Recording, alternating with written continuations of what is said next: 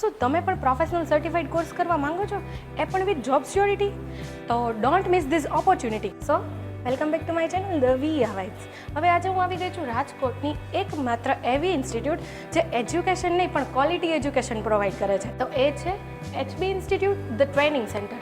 તો એમના ઓનર છે મિસ્ટર શ્યામ ભોજક. તો એ 10 વર્ષથી આ ફિલ્ડમાં છે અને એના જે સ્ટુડન્ટ્સ છે એની એક્ઝામને કેવી રીતે પ્રિપરેશન કરાવે છે અને કેવી રીતે એ લોકોને હેલ્પ કરે છે. તો ચલો મળીએ. કેમ છો સર? બસ મજા. તમે કહો, તમે કેમ છો? બસ ઓલ રાઈટ. તો આજ તો હું કેટલા બધા ક્વેશ્ચન્સ લઈને આવી છું કે વેકેશનનો ટાઈમ છે તો પછી તમારે અત્યારે તો રશ બહુ હતો હશે ને? એક્ઝેક્ટલી. અત્યારે સવારે 9 વાગ્યાથી લઈને રાત્રે 10 વાગ્યા સુધી બધી બેચીસ મારી અત્યારે ઓલમોસ્ટ ફૂલ થઈ ગઈ છે. મારે અત્યારે એડવાન્સ એન્ડ બુકિંગમાં એડમિશન્સ લેવા પડે છે કે જેમને મારે વેઇટિંગમાં રાખવા પડે છે. ઓહ, આમ તો રાજકોટમાં ઘણી આ ઇન્સ્ટિટ્યૂટ છે પણ તમારી ઉપર આ સ્ટુડન્ટ કેવી રીતે આંખ બંધ કરીને ટ્રસ્ટ કરે છે? પહેલી વસ્તુ તો અમે ક્વોલિટી એજ્યુકેશન ઉપર વધારે ફોકસ કરીએ છીએ. સિન્સ 2019માં જ્યારે મેં મારું ઇન્સ્ટિટ્યૂટ ચાલુ કરેલું હતું તો મારો પ્રાઇમ ફોકસ એક જ હતો કે હું છોકરાઓને ડેપ્થમાં ભણાવું. ઇન ડેપ્થ જે કંઈ બી છે, જે માર્કેટ રિક્વાયરમેન્ટ છે એ પ્રમાણે હું એને સેટિસ્ફાઈ કરાવું. સેકન્ડ થિંગ જે છે અમે લેપટોપ બેઝ એજ્યુકેશન આપીએ છીએ અને એની સાથે સાથે જે કોઈ બી છોકરાઓ છે એમની જોબ પ્લેસમેન્ટ પ્રોસિજર જે છે અમે અહીંથી કરીએ પછી વિધાઉટ એની ચાર્જિસ. ઓકે, એટલે અચ્છા, ક્વોલિટી એજ્યુકેશન એટલે શું? એમાં શું હોય? મતલબ ક્વોલિટી એજ્યુકેશન એટલે કે જે કંઈ બી અમે કોર્સ કરિક્યુલમ બહાર પાડીએ છીએ એ આખા માર્કેટ સેગમેન્ટને ધ્યાનમાં રાખીને એની ઉપર ડેપ્થ લર્નિંગ કરાવીને એન્ડ ટુ એન્ડ પ્રોજેક્ટ સાથે અમે કમ્પ્લીટ કરીએ. ઇવન ખાલી એક્સેલ જેવો કોર્સ છે એમાં પણ અમે at the last end to end project કરાવીએ છીએ. સેકન્ડ થિંગ અમે laptop base education plus updated technology રાખીએ છીએ જેના લીધે જે છે છોકરાઓને જે લાસ્ટ પ્રીવિયસ ટેકનોલોજીસ છે એમાં અમે જે છે ટેકનોલોજીસ હંમેશા અપગ્રેડ થતી રહેતી હોય. તો પ્રીવિયસ ટેકનોલોજી ભણીને કોઈ ફાયદો નથી. જેમ જેમ આગળ વધશે ટેકનોલોજી પણ આગળ વધવાની છે ને અત્યારે પણ જેનઝી જનરેશન છે તો જેનઝી જનરેશનમાં તમને ખબર જ છે કે બધા લોકો આરામથી જે છે ટેકનોલોજીનો સારો એવો યુઝ કરે છે. સો બેટર કે પ્રીવિયસ ટેકનોલોજીસમાં અમે લઈ જઈએ એના કરતાં અમે જે છે નવી ટેકનોલોજીમાં વિથ એડવાન્સ ઓપ્શન સાથે ભણાવીએ. હા સર, એક ક્વેશ્ચન એ છે કે અહીંયા ઇન્સ્ટિટ્યૂટમાં તમારે અલગ અલગ સબ્જેક્ટના અલગ અલગ ફેકલ્ટીઝ હોય છે? ડેફિનેટલી મારી પાસે જેટલા બી કોર્સીસ છે બધે કોર્સીસ માટે મેં અલગ અલગ ફેકલ્ટીઝ રાખેલા છે. ઇવન ઘણા બધે એવું થાય છે ઘણા કોર્સીસની અંદર અમે બબે ફેકલ્ટી પણ પ્રોવાઈડ કરીએ છીએ જેના લીધે થિયરી પોર્શન જે છે એ અલગ રીતે સમજી શકે, પ્રેક્ટિકલ પોર્શન જે છે, ટેકનોલોજીકલ પોર્શન છે એ પણ જે છે અલગ રીતે સમજી શકે.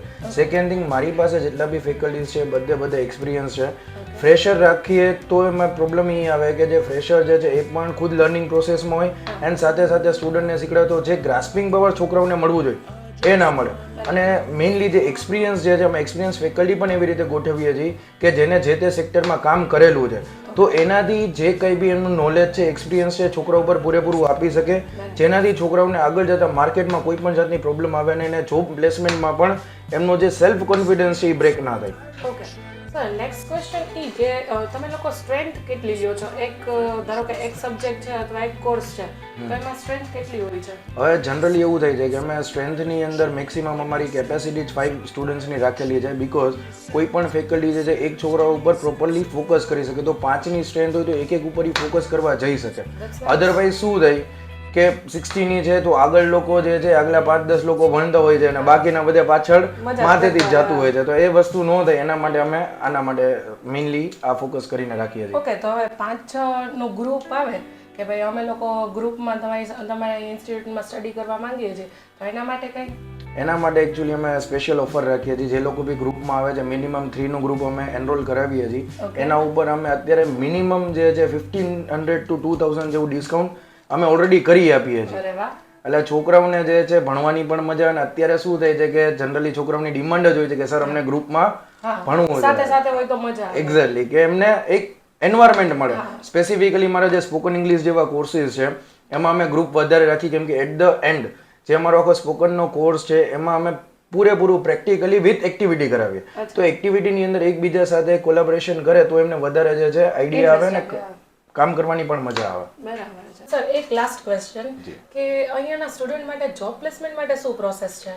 જોબ પ્લેસમેન્ટનું અમારું આખું જે છે મિસિસ કોમલ ભોજક જે મારા વાઇફ જ છે MD મેનેજિંગ ડિરેક્ટર છે એ બધું હેન્ડલ કરે છે. ઓલ ઓવર ધ ગુજરાત અમારે આખું HRનું ગ્રુપ છે એમાં અલગ અલગ જોબ પોસ્ટિંગ આવતી હોય છે. તો જ્યારે છોકરો મારી પાસે એનરોલ થાય છે ત્યારથી જ અમે એની જોબ પ્રોસિજર જે છે ચાલુ કરી આપીએ છીએ. રેઝ્યુમ બિલ્ડિંગ સૌથી પહેલો અમારો સ્ટેપ હોય છે. દેન અમે એને HR રાઉન્ડ માટે, ટેકનિકલ રાઉન્ડ માટે જે છે અમે એને પ્રિપેર કરીએ જેનાથી જ્યારે એ કોઈ પણ સ્ટુડન્ટ માર્કેટમાં જાય છે તો પહેલી વસ્તુ એ નર્વસ ન થાય, એનો સેલ્ફ કોન્ફિડન્સ જે છે એ બ્રેક ના થાય અને ઇન્ટરવ્યૂ જે છે એ સારી રીતે ક્રેક કરી શકે. સેકન્ડ થિંગ, અમારું કોઈ પણ કંપની સાથે એવી રીતે કોઈ ટાઈઅપ નથી કે અમારી કોઈ પ્લેસમેન્ટ એજન્સી નથી કે અમે છોકરાઓ પાસેથી કે કંપની પાસેથી ચાર્જીસ લઈએ છીએ. અમારી રિસ્પોન્સિબિલિટી છે, અમે છોકરાઓનો એટ ધ એન્ડ ગોલ જે છે જાણીએ છીએ કે એને એટ ધ એન્ડ જે છે જોબ પ્લેસમેન્ટની સૌથી વધારે રિક્વાયરમેન્ટ હોય તો અમારા તરફથી પૂરેપૂરી ટ્રાય એવી રહી છે કે અમે છોકરાઓને 100% જે છે જોબ પ્લેસમેન્ટ અપાવીએ. જ્યાં સુધી જોબ પ્લેસમેન્ટ અમે નથી અપાવી શકતા ત્યાં સુધી અમારી પ્રોસિજર એમના માટે ચાલુ જ રહી છે.